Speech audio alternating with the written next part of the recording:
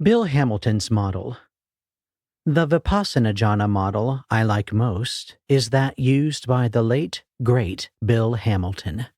It is one that aligns best with my own experience and investigations, and I don't think that is just scripting or rationalization.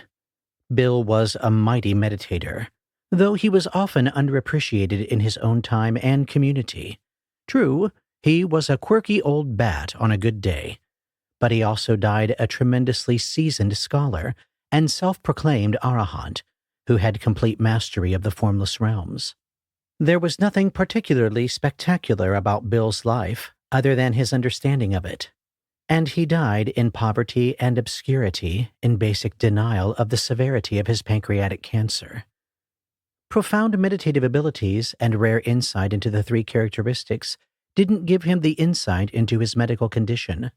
I think we are almost all in denial of the stark fact of our mortality to some degree. He thought he had the time to write down many of the technical points of insight stage theory that I present here, but he didn't. So I have done my best to pass on what I have understood of what he taught me. I have never met anyone who had given the question of the vipassana jhanas more consideration, and his fascination with complex models was remarkable. A quick digression here about Bill, as I did dedicate this book to his memory.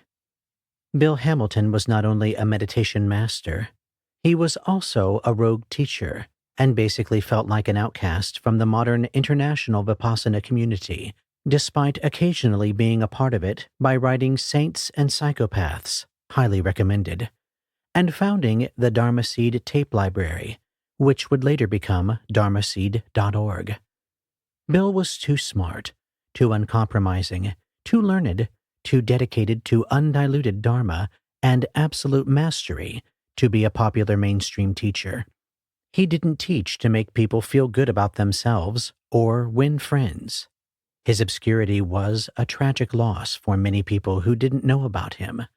However, for the few of us who knew him and were willing to accept the fact that he was an eccentric, wary, sensitive, quirky, idiosyncratic, sometimes naive, yet sometimes paranoid dude, Bill Hamilton was just what we were looking for.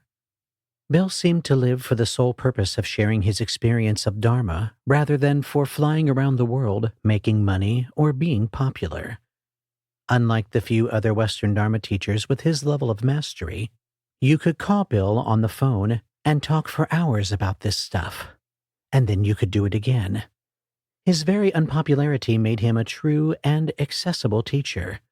The other remarkable things about Bill were that he would talk about actual mastery, though you had to drag it out of him. He had high standards that I found quite refreshing. Bill also taught in an unusual way. His style was basically to seem extremely skeptical that any of your descriptions of any experiences could really have anything to do with the attainment of anything. I personally found this quite irritating, but it had the positive effect of making his students question deeply whether they were really experiencing what they thought or claimed they were, and to look more deeply at the truth of each moment. It also served as a helpful counterbalance to his interest in models, and specifically named levels of attainment. Part of my fantasy is that a bit of his edge, uncompromising attitude, and deep understanding may have come through in this work, though let me be clear that Bill never let on that he was particularly impressed with anything I ever described in my own practice. I talk more about my relationship with Bill later.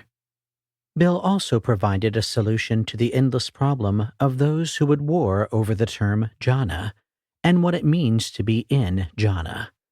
For Bill, it wasn't that some low-level quiet and blissful state was jhana, or that something lasting 24 hours, where your body is gone and all that pervades is clear light, was jhana, but that all of that was some flavor of jhana, and it needed more qualifiers to really explain and describe it. So, in Bill's very thorough, nuanced, progressive, and intricate way of thinking, lots of things could be jhana, and nearly any meditative state could be explained in terms of something to do with jhanas. My appreciation of hard jhanas, soft jhanas, vibratory jhanas, stable jhanas, very deep jhanas, formless aspects showing up in earlier jhanas, kasina-based jhanas, jhanas that fuse various jhanic qualities in unusual combinations, the subparts and sub-subparts of the development of each jhana, and how the same jhana can appear superficially very different when it was arrived at with a different object as the focus of that jhana, come from a practice based on Ville's vast and sophisticated way of thinking about jhanas. For this, and many other excellent teachings, he inspired deep respect and gratitude. Back to discussing Bill's Vipassana jhana model. The table below explains which jnanas fall into which Vipassana jhanas, and is a rearrangement of the table in the beginning of the chapter on the progress of insight. First Vipassana jhana, VJ1, correlates to jnanas 1 through 3, mind and body, cause and effect, and 3 characteristics. Second Vipassana jhana, VJ2, correlates to jnana 4, the arising and passing away. Third Vipassana jhana, VJ3, correlates to jnanas 5 through 10, the dark night. Fourth Vipassana jhana through 7th and 8th Vipassana jhana, VJ4 through 7, J8, correlate to jnanas 11 through 14, equanimity, conformity, change of lineage, and path.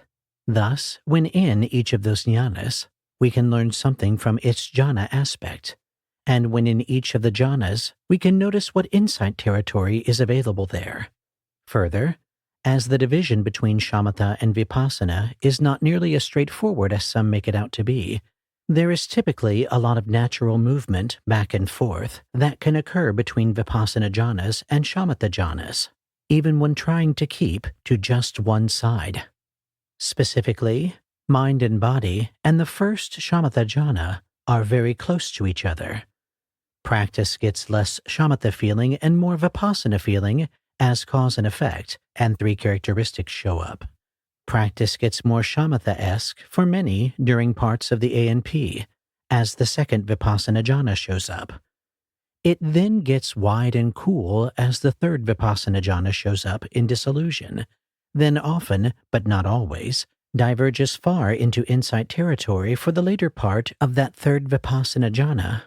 In the later part of the dark night, fear through reobservation. Practice generally gets more balanced between shamatha and vipassana in equanimity in the fourth vipassana jhana.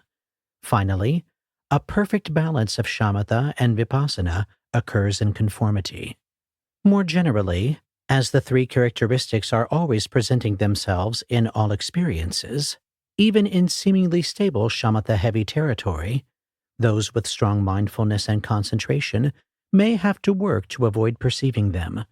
Also, those doing strong insight practice may again and again chance into territory that has a more shamatha feel, and if they are expecting their practice to conform purely to the jnana descriptions, they may get lost or confused by this. Lastly, those who have attained at least stream entry are constantly cycling through the jnanas from the 4th to the 11th and then perhaps to fruition. Even if they try to do pure shamatha practice, the pull toward each next jnana, vipassana jhana, is strong, and they are basically always doing some fusion of shamatha and vipassana, even when they try to keep their practice purely on the shamatha side. To illustrate with the images we might notice while using a candle flame kasina, we might initially see a red dot that is bright, steady, clear, refined, and requires effort for us to attend to it in order to keep it centered and glowing brightly. That is the first jhana. However, in that jhana, we might notice all sorts of basic insights.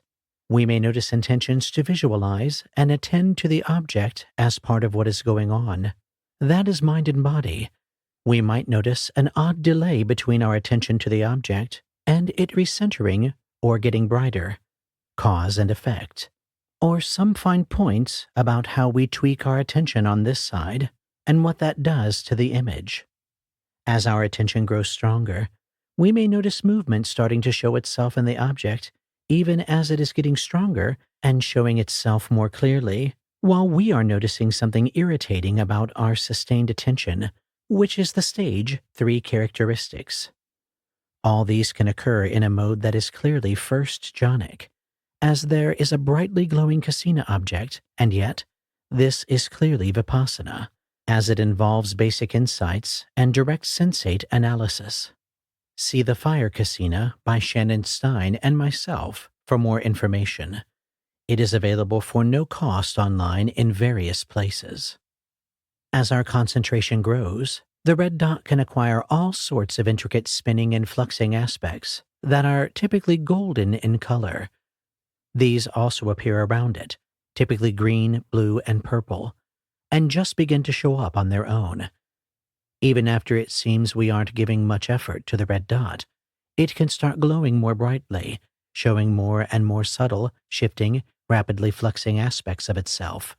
This is at once the second jhana, in that we have a bright object showing itself clearly, and is also the ANP, as we can, in this same jhana, notice lots of rapidly scintillating details of our chosen object. When dissolution sets in, the red dot can get dark and vanish, and a black disk or void-like space in the center of our attention can start to predominate. However, we begin to notice things that are wider, deeper, more complex and intricate. Our visual patterns can become vastly more sophisticated, elaborate, and detailed, leading to a deepening of our practice into the third jhana, as peaceful, stable, concentrated, cool breadth begins to predominate. Yet, this territory is also prone to sometimes creating lots of creepy images, frustration, and other factors that are generally associated with stages of the dark night. However, we may be in a very concentrated version of that dark night, in the realms of light and images rather than our standard body and emotions. For those few with very strong concentration skills, no difficult sensations might arise at all in the third vipassana jhana, and instead, one may investigate straight up through this territory that many others will find difficult in very pure, refined third vipassana jhana, keeping attention on the shifting, complex, widening images. Those with somewhat lesser, but still strong degrees of concentration may find odd, changing mixtures of dark night factors, fear, etc., with more refined vipassana jhanic experiences, images, cool bliss, and broad equanimity. Those who push their minds a bit further towards the harsh end of vipassana and rapid-fire analysis, yet with very strong concentration, may instead dissolve their body totally into realms of harsh, broad, phase-distorted, vibrating abstraction, riding the far fringe of what happens when we fuse the ultra-fast cutting power of vipassana with the depths of the third jhana. I often employed this strategy in these stages after I learned how to do this, but before I figured out how to navigate through the third vipassana jhana to the fourth in realms of disembodied beautiful images without the harsher elements. Finally, in the fourth jhana, vast landscapes, scenes, beings, and all sorts of elaborate three-dimensional images can arise in a vast, silent space of luminous clarity and brilliant detail, and yet it is also possible to gain insight using this as object and attain to conformity knowledge and the doors to fruition. To give another example, if we are using an internal mantra, one we simply repeat in our inner voice, but not out loud, we may notice that at some point we shift from being able to stay with the mantra clearly and perceive it as an object, which is the first jhana, starting with mind and body. Once the mantra is clear, we may notice many aspects about the process of mentally creating the mantra, such as the stream of intentions being followed shortly behind by the string of the mantra itself, following slightly behind the mental echo of the perception of the mantra, making what appear to be three separate streams of the mantra interpenetrate and resonate with each other. This is direct insight into cause and effect, and as the three characteristics of each of these streams becomes clear, the first jhana matures. Then the mantra will shift to presenting itself, and will become very clear, as if reciting itself. This is the second jhana, and we may experience ANP-like phenomena at this point. The mantra may become extremely beautiful at this stage, like something sung by a church choir, for example, and it may cause deep rapture to arise in the body and mind. As the practitioner shifts into third jhana, the mantra gets wide in the stereo field, complex, with interesting harmonies if we are so inclined. And yet, it may seem to be out of phase with attention, or it may seem distorted, annoying, like something that was once appealing has suddenly become irritating. We may experience dark night-related phenomena in this phase. As the shift to the fourth jhana comes, the mantra may become part of a very wide, quieter background. And as attention becomes inclusive, the mantra may become more like symbols or images or even fully formed deities. Other fourth jhana-like or high equanimity-like phenomena may occur at this point. Using the breath as object, we may enter a peaceful, stable, and pleasant state that requires effort to sustain, namely the first jhana.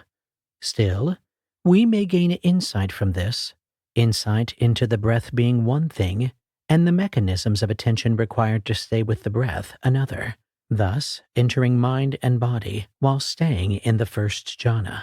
We can notice that there is odd interference between what attention does and what breath does, such that when attention is smooth and matched to the breath is clear, and if attention is jittery, then the breath is jittery. In this, we may still be in the first jhana, but notice cause and effect on the breath. The breath may begin to be tight, may seem to start doing its own thing, and may even halt and jerk on its own, as in the insight stage of 3 characteristics. As our attention deepens, we may notice thrilling little bits of the rapidly presenting sensations that make up the breath.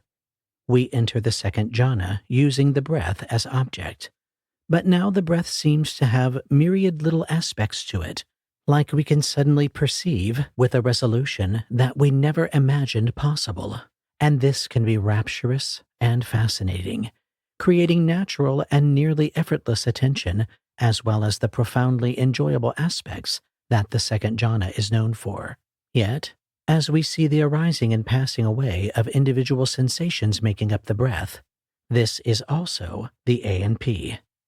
The breath may then appear to go down into deep places, falling far into the earth, like it is taking us underwater, expanding out and yet slowing down, and this can be extremely peaceful, subtly pleasant, and very restful, if we are okay with that sort of falling into dark, cool, quiet states. Namely, the third jhana using the breath as object. Here there is a wide range of what people may experience, but for many, it is hard not to notice some creepy elements associated with the dark night stages. Still, some will continue to notice the breath falling away, attention going out of phase, and many things vanishing and diffusing, with a high degree of clear comprehension and equanimity, without freaking out about it. Imagine swirling currents of black water far down in the deep ocean. This is the lesson we can learn from the vipassana jhanas if we remember that there are shamatha aspects we can stay with as the objects of our investigations, and thus be okay even as perception dissolves and becomes extremely abstract and unfamiliar. Finally, the breath may merge with space, vanish, expand, fill attention entirely, and do all sorts of odd, vast, amazing, subtle, formless, etc.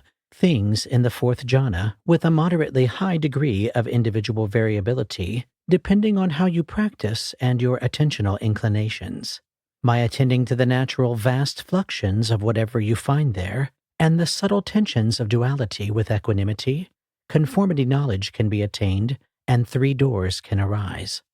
Thus, the vipassana jhana model can really help people line up experiences across objects, traditions, and practitioners as they get to the common ground of spiritual terrain in a more fundamental way than the jnanas may allow, and those with strong concentration abilities may dodge a lot of the emotional side effects that are emphasized by that map. Those using different objects may have such seemingly different pathways. However, now that you know the vipassana jhanas, if you practice well or ask good questions of those you speak with, you should have a much easier time of lining things up and making sense of various experiences. Another thing that can help is noticing that each jhana has its smaller aspects that can be classified in a manner distinct from the jnanas. And here I refer to what Bill Hamilton labeled the sub-jhanas. As I mentioned in the section on the shamatha jhanas, each jhana, be it vipassana or otherwise, has its sub-phases. Initially, the jhana is new, fresh, clear, but perhaps a bit unsteady as the mind gets used to it. First sub-jhana, which I typically denote .J1. Then it really comes into its own. Second sub-jhana, .J2. Then the flaws and limits of the jhana are perceived. Third sub-jhana, .J3. Then there is a balanced synthesis of these that at once allows the flaw to be recognized as such and begins to incorporate the pull towards what comes next. Fourth sub-jhana, .J4. In this way, it is possible to see models within models within models. And if you practice long and clearly enough with the models in mind, you will run into this aspect of what happens as we navigate the wide territory of meditation. The warnings about the problems with the models apply even more to the sub-jhana models and deeper fractal theories of meditation terrain. These complex models are a largely endless subject, whose usefulness is debatable and whose perils are well known. Consider yourself duly warned. That said, as I describe later, I suspect that learning to shift fluidly across the jhanas and jnanas and their various sub-aspects was of real benefit to my practice.